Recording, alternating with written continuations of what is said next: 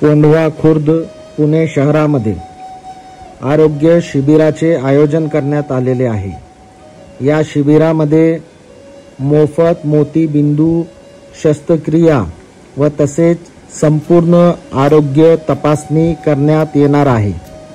तरी 22 सप्टेंबर 2024 रविवार रोजी हा शिबिर कोंढवा खुर्द पारगे नगर युनिटास फॅशन सेंटर या ठिकाणी आयोजित करण्यात येणार आहे।